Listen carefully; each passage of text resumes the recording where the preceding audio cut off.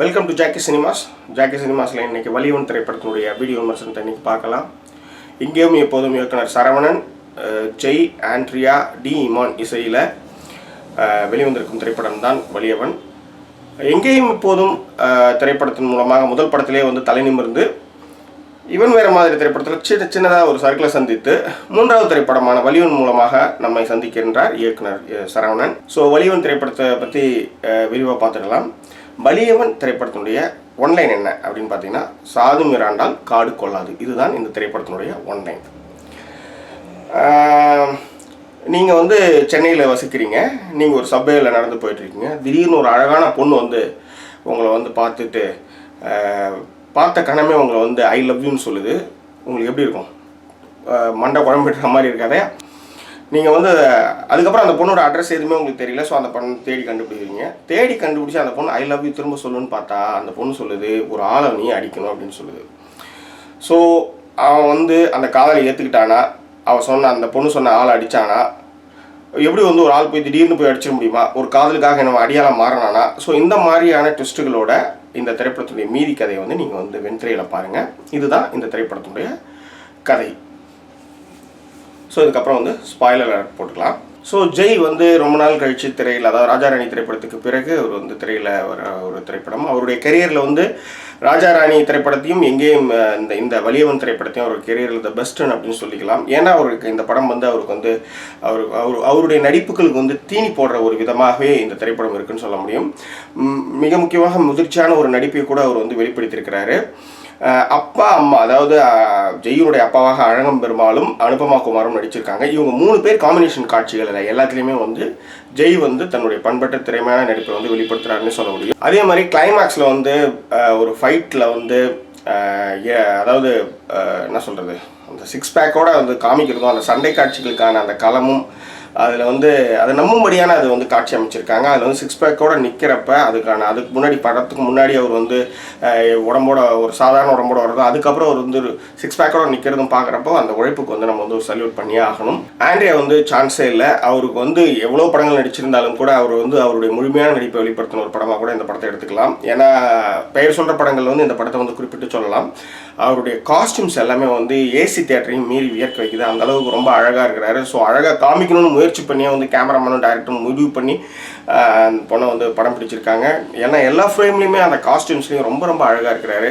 என்னை பொறுத்தவரை ஒரு சின்ன சஜஷன் சொல்லுவேன். அவர் வந்து ஒரு கொஞ்சம் புஸ்டியாக சாப்பிட்டதுக்கப்புறம் வந்து வெள்ளை பனியன் அந்த மாதிரி பனியன் காஸ்டியூம்ஸ்லாம் போடலான்றது என்னுடைய அபிப்பிராயம். மிக முக்கியமாக வந்து இந்த எலோமியா சாங்கில் வந்து இவங்க வந்து ஆண்ட்ரியாவை படமாக்கின விதம் வந்து ரொம்ப ரசனையாக படமாக்கப்பட்டிருக்குன்னு சொல்ல முடியும். அந்த மூமெண்ட்ஸு எல்லாமே, காஸ்டியூம்ஸு, லைட்டிங், ரொம்ப editing, including editing also it's best. அது வந்து ரொம்ப அழகாக பண்ணியிருக்காங்க. மிக முக்கியமாக அந்த ரெட் காஸ்டியூம், ரெட்டு ஒரு ட்ரெஸ் போட்டுன்னு வராங்க. அந்த ட்ரெஸ் பார்க்குறப்ப ஹாலிவுட் தயாரிப்பாளர், ஜேம்ஸ் பாண்டு தயாரிப்பாளர் யாராவது பார்த்தாங்கன்னா கொத்தின்னு போயிடுவாங்கன்னு சொல்ல முடியும். ஆண்ட்ரியாவுக்கு கொடுத்த போர்ஷன் வந்து அவங்க வந்து ரொம்ப நல்லாவே பண்ணியிருக்காங்க. அதே மாதிரி ஜெய் கூட வந்து ஃப்ரெண்டாக வர்ற, அதாவது விஜயா மாலில் வந்து ஒர்க் பண்ணுற பாலசரவணனும் சரி, ஜெய்யும் சரி, அந்த போர்ஷன்ஸ் எல்லாமே வந்து ரொம்ப இயல்பாக இருக்குது. நிறைய தத்துவார்த்தமான வசனங்கள் வந்து 2 பேர் பேச்சிலையும் வெளிப்படுது. மிக முக்கியமாக வந்து பாலசரவணன் வந்து ரொம்ப கேஷுவலாக அது பண்ணியிருக்காருன்னே சொல்ல முடியும். அவருடைய பிளே வந்து ரொம்ப கேஷுவலாக அவர் பண்ணியிருக்காரு. அதே மாதிரி அழகம் பெருமாள் சான்ஸே கிடையாது. அவர் வந்து ஃபஸ்ட்டு அவர் தான் வந்து ஆண்ட்ரியா வந்து கரெக்ட் பண்ணுவார் அப்படின்ற மாதிரி ஒரு பயம்லாம் வந்து பயப்படுற மாதிரி தான் காட்சிகள்லாம் இருந்தது. அந்த மாதிரி ஒரு அண்டர் பிளே மாதிரி தான் பண்ணியிருந்தார். பட் அதுக்கப்புறமான சூழல்கள்லாம் மாறின அப்புறம் ரொம்ப ரசிக்கத்தக்கதாகவே இருந்ததுன்னு சொல்ல முடியும். அடுத்தது வந்து அனுபமா குமார். இந்த எனக்கு தெரிஞ்ச தமிழ் திரையுலகில் இப்போதைக்கு வந்து பக்காவாக அவங்க கொடுத்த வந்து வேலையை வந்து பக்காவாக செய்கிறதுல வந்து எனக்கு தெரிஞ்ச துளசி பனையாரம்பத்து துளசி, அதன் பிறகு வந்து அனுபமா குமார். இவங்க வந்து மூலர்குடம், மீகாமன், அதன் பிறகு வந்து இந்த படம் எல்லாம் இந்த மாதிரி எல்லா படத்துலையுமே அவங்க வந்து ரொம்ப ரொம்ப யதார்த்தமான ஒரு நடிப்பை வந்து வெளிப்படுத்துகிறாங்க. ரொம்ப அற்புதமான ஒரு நடிகைன்னு வந்து நான் வந்து அனுபமா குமார் சொல்ல முடியும். மிக முக்கியமாக அந்த கியூபிகள் கேமை வந்து அழகம் பெருமாள் போடுறதுக்கு முன்னாடி பையன் வந்து தோற்றக்கூடாது, அதுக்கப்புறம் உரிச்சு விட்ட கோழியை மொட்டை அடிச்சனா உரிச்சு விட்ட கோழி ஆகிடுங்கன்னு சொல்கிற அந்த விதம் வந்து எதிர்க்கு ஒரு அந்த கேரக்டர் அனுபமா குமார் இல்லாமல் அவங்க வந்து ஒரு ரியல் அம்மா எதிர்க்க உட்காந்துட்டு இருக்க மாதிரியான ஒரு ஃபீலை வந்து அவங்களுடைய நடிப்பு வந்து கொடுக்குதுன்னு சொல்ல முடியும். அதே மாதிரி இமானோட இசையில் வந்து காதல் நல்லவனா இல்லை கெட்டவனா அந்த மாதிரி ஒரு 3 பாடல்கள் வந்து கேட்குற மாதிரி இருக்குது. மிக முக்கியமாக ஒரு சில விஷயங்கள் வந்து நம்ம அறியாமல் நடந்துடும். நியாயத்தராசுன்னு ஒரு படம் 1990 வந்த படம். அதில் வந்து வெண்ணிலா என்னோடு ஆடவான்ட்டு நேல் ரவி படம் நினைக்கிறேன், சார்லிலாம் ஆடிருப்பாங்க. அதுலேயும் வந்து மவுண்ட் ரோடெலாம் ஃபுல்லாக நைட் எஃபெக்ட் எடுத்திருப்பாங்க, பேக் லைட்லாம் வச்சு எடுத்திருப்பாங்க. அதுக்கப்புறம் அவங்க வந்து சப்வேலையும் ஆடுவாங்க. இந்த படத்தில் எப்படி சப்வே காமிக்கிறோம் அதே மாதிரி அந்த படத்தில் வந்து சப்வேலையும் வந்து அவங்க எல்லாமே ஆடுவாங்க. அதே மாதிரியான ஒரு பாடல் வந்து அதே மாதிரி மியூசிக்கும் அதே மாதிரியான ஒரு மியூசிக்கு. அது வந்து யூ கம் வித் மீன்னு நினைக்கிறேன், ஓ பேபி யூ கம் வித் மீன்ற ஒரு சாங்கு. அந்த பாடலுக்கான மியூசிக்கும் அந்த நியாயத்தராசு அந்த படத்தில் வந்து சாங்கும் சரி, இந்த சப்பை இதெல்லாம் வந்து எனக்கு கூட்டி வச்சு பார்த்தப்ப ஏதோ ஒரு மாதிரி கலவையான ஒரு ஃபீல் எனக்கு வந்துச்சு. ஆனால் இந்த மியூசிக்கோட மூலம் வந்து மைக்கேல் ஜாக்சனுடைய ஆல்பம்னு சொல்லியிருக்காங்க. அப்போ எனக்கு கேள்விப்பட்டேன், பட் எனக்கு சரியாக எனக்கு தெரியல. இந்த மாதிரி இந்த படத்துக்கு வந்து ஒளிப்பதிவு வந்து தினேஷ் கிருஷ்ணன். அவருடைய ஒளிப்பதிவில் வந்து மவுண்ட் ரோடு, பீச்சு, அதுக்கப்புறம் பாண்டிச்சேரியில் வந்து சாங்ஸு சீக்வன்ஸு, அதேமாரி மாலில் சாங்ஸ் சீக்வன்ஸு, மிக முக்கியமாக அந்த எலோமியா சாங்குடைய லைட்டிங்ஸு ரொம்ப பெப்பியாக ரொம்ப பியூட்டிஃபுல்லாக இருந்ததுன்னு சொல்ல முடியும்.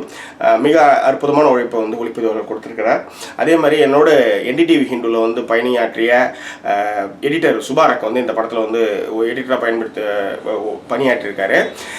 இவர் வந்து ஏற்கனவே 555 படத்தில் வந்து ஒரு சாங், அதாவது பரத்தும் அந்த பொண்ணு வந்து வெளியில் ஒரு சாங் ஆடுவாங்க. அந்த சாங் வந்து டான்ஸ் மூமெண்ட் வந்து இருந்துகிட்டே இருக்கும், ஆனால் ட்ரெஸ் மட்டும் காஸ்ட்யூம் மாறிக்கிட்டே இருக்கும். அது வந்து இம்மி கூட வந்து ஒரு சின்ன பிசுறு கூட இல்லாத அளவுக்கு எடிட் பண்ணியிருப்பார். மிக திறமையான எடிட்டர் இவர்.